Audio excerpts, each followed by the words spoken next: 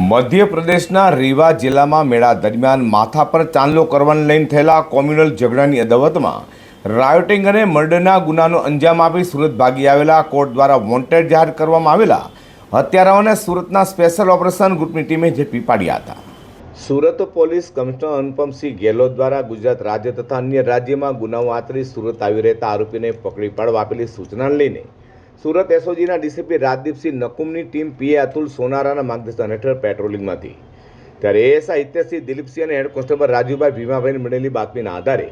મધ્યપ્રદેશના રીવા જિલ્લાના મેળા દરમિયાન બનેલા કોમ્યુનલ ઝઘડાની અદાવત પર રાખી થયેલા ચકચારી રાયોટિંગ અને મર્ડરના ગુનામાં સંડોવાયેલા તથા કોર્ટ દ્વારા ફરાર જાહેર કરેલા 3 આરોપીઓ આકાશસિંહ ઉર્ફે સૌરભસિંહ રાજપૂત, સત્યમસિંહ રાજપૂત અને અજીતસિંહ રાજપૂતને ઝડપી પાડી તેઓનો કબજો મધ્યપ્રદેશ પોલીસને સોંપવાની તજવીજ હાથ ધરી હતી।